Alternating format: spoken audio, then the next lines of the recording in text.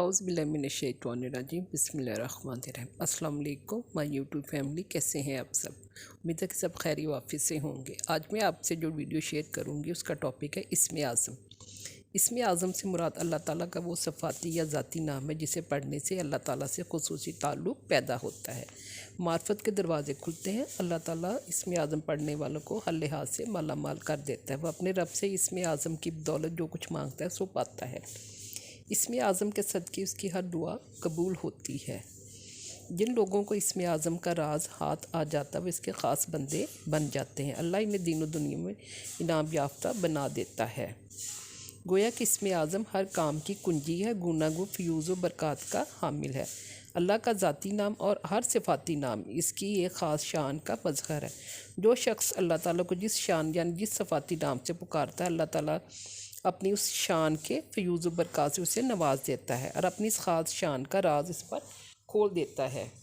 यानी कोई शख्स अल्लाह ताला को रहमान कह कर पुकारता है तो अल्लाह ताला इसे अपनी रहमत से माला माल कर देता है, उसका वजूद दूसरों के लिए बाइस रहमत बना देता है। लिहाजा मालूम हुआ कि जिस नाम से हम उसे पुकारेंगे उसी से अल्लाह ताला की कुर्बत हासिल हो जाएगी, और यही कुर्बत जिस लफ्ज़ से मुयस्सर आती है वह इस्म आज़म होता है।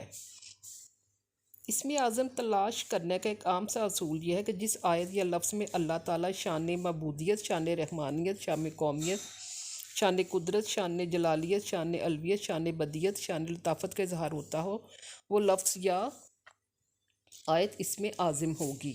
मसलन अल्लाह ताला मबूद है, हम उसकी इबादत करते हैं, इसलिए लफ्ज़ अल्लाह या ऐसी आयत जिसमें ये लफ्ज़ हो कि अल्लाह हमारा मबूद है वह इस्म आज़म है। लिहाजा लफ्ज़ अल्लाह और ला इलाहा इल्लल्लाहु इस्म आज़म है। ऐसे ही अल्लाह अपनी मखलूक पर हर वक्त रहम करता है। लिहाजा लफ्ज़ रहमान और रहीम ये ऐसी आयत जिससे रहमत बारी का मफ़हूम ज़ाहिर हुआ इस्म आज़म होगी। इसी तरह अल्लाह हमेशा से कायम दाइम और ज़िंदा है। लिहाजा जो शख्स इसे हय्युल क़य्यूम कहकर पुकारता है वो इसे हमेशा के लिए कायम दाइम कर देता है।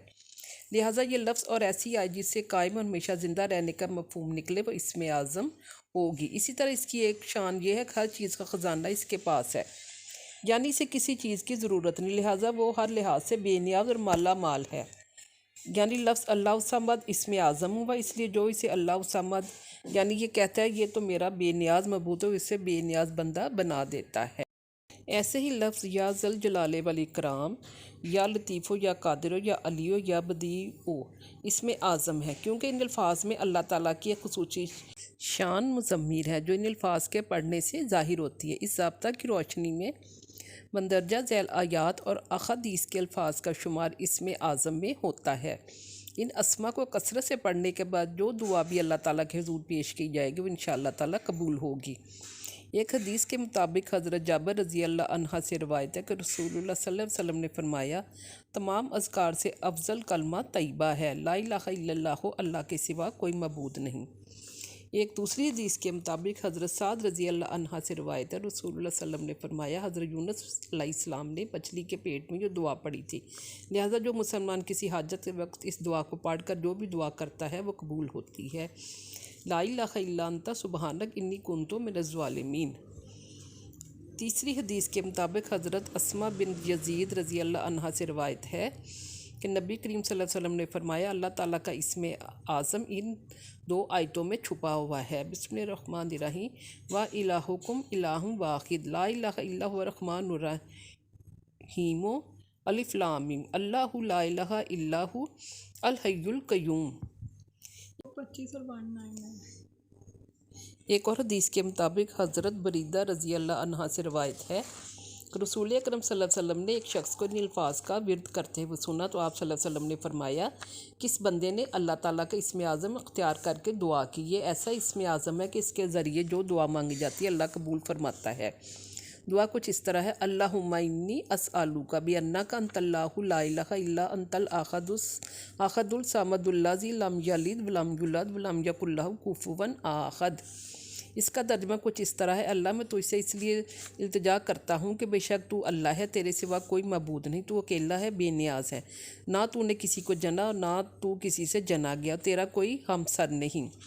ایک اور حدیث کے مطابق حضرت انس رضی اللہ عنہ سے روایت ہے کہ میں رسول اللہ صلی اللہ علیہ وسلم کے ساتھ مسجد نبوی میں بیٹھا ہوا تھا کہ ایک شخص نماز پڑھ رہا تھا۔ نماز کے بعد اس نے یہ دعا مانگی تو حضور صلی اللہ علیہ وسلم نے فرمایا اس شخص نے اللہ تعالیٰ کے اسم اعظم کے واسطہ سے دعا مانگی ہے۔ اسم اعظم وہ نام ہے کہ اس کے ذریعے اللہ تعالیٰ سے جو التجا کی جاتی ہے وہ پوری ہوتی ہے۔ یہ دعا کچھ اس طرح سے ہے، بسم اللہ الرحمن الرحیم، اللہم انی اسألوک بان لاک الحمد لا الہ الا انت الحنان المنان بدیع السماوات والارض یا ذا الجلال والاکرام یا حی یا قیوم۔ اس کا ترجمہ کچھ اس طرح سے ہے، اللہ میں تجھ سے التجا کرتا ہوں، بے شک تو ہی حمد کے لائق ہے، نہیں کوئی معبود تیرے سوا، تو بڑا احسان کرنے والا مہربان ہے، آسمانوں زمین کو تو ہی ایجاد کرنے والا ہے، اے جلال اور اکرام کے مالک، اے زندہ اور قائم۔ ایک اور حدیث کے مطابق ایک روایت میں ہے کہ رسول اللہ صلی اللہ علیہ وسلم نے فرمایا ہے جو شخص ان 5 کلموں کے ساتھ دعا کر کے جو بھی سوال کرے گا اللہ تعالیٰ اسے پورا کرے گا۔ وہ کچھ اس طرح سے ہیں، بسم اللہ الرحمن الرحیم، لا الہ الا اللہ وحدہ لا شریک لہ لہ الملک و لہ الحمد و لہ الحمد وہو علی کل شیء قدیر، لا الہ الا اللہ ولا حول ولا قوۃ الا باللہ۔ اس کا ترجمہ کچھ اس طرح سے ہے، اللہ کے سوا کوئی معبود نہیں، وہ اکیلا ہے، اس کا کوئی شریک نہیں، اسی کا تمام ملک ہے، اسی کی تمام تعریف، وہی ہر چیز پر قادر ہے، اس کے سوا کوئی معبود نہیں، کوئی بھی طاقت اور کوئی بھی قوت اس کے بغیر میسر نہیں ہے۔ ایک اور حدیث ہے کہ ایک مرتبہ رسول اکرم صلی اللہ علیہ وسلم ایک شخص کے پاس سے جو گزرے، جو یہ کہہ رہا تھا، تو آپ نے اس سے فرمایا تو جو چاہے مانگ، اللہ کی نگاہ کرم تجھ پر ہے۔ وہ کچھ اس طرح سے پڑھ رہا، یا ارحم الراحمین، یا سب سے رحم کرنے والے، زیادہ رحم کرنے والے۔ اسم اعظم میں دنیا آخرت میں کامیابی اور مشکلات کا حل موجود ہے، بشرطے کہ خلوص دل سے اس کا وظیفہ کیا جائے، بلکہ ولایت کا راز ہی اسم اعظم ہے۔ اللہ تعالیٰ کے تمام صفاتی ناموں میں اسم اعظم کی خصوصیت موجود ہے، مگر ہر اسم سے پہلے اللہ کی طرف نسبت شدہ لفظ ندا یعنی یا لگانا ضروری ہے۔ اللہ تعالیٰ کے دو صفاتی ناموں کو ملا کر پڑھنے سے تاثیر میں تقویت پیدا ہو جاتی ہے اور کام جلدی ہو جاتا ہے۔ چند صفاتی ناموں کو ملا کر درج کر دیے گئے تاکہ ورد کرنے سے فائدہ ہو، جیسے کہ روزی میں وسعت کے لیے یا باسط ہو یا منیم ہو، خیر و برکت کے لیے یا موتی یا شکور ہو، محتاجی سے بچنے کے لیے یا عزیز ہو یا مغنی، حصول عزت کے لیے یا جلیل ہو یا کریم، ہر دل عزیز ہونے کے لیے یا معز ہو یا رافع، تندرستی کے لیے یا عظیم ہو یا حی ہو، مخلوق سے بے نیازی کے لیے یا وہاب ہو یا واسع ہو، عبادت کے شوق کے لیے یا مقصی یا قدوس، گناہوں سے چھٹکارے کے لیے یا آخر ہو یا ہادی،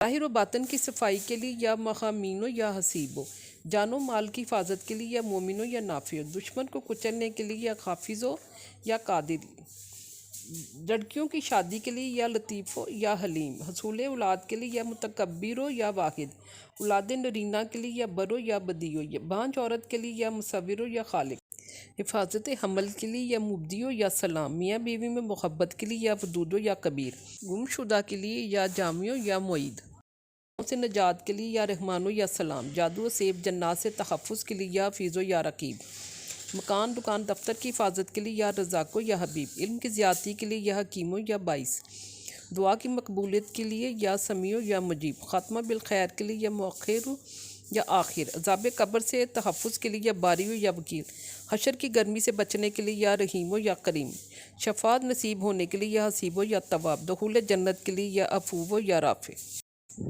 امید ہے کہ آپ کو یہ ویڈیو بھی پسند آئے گی۔ آپ میری ویڈیو کو لائک کریں، سبسکرائب کریں اور شیئر کریں۔ اللہ تعالی ہم سب کا حامی و ناصر ہو، تب تک کے لیے اللہ حافظ۔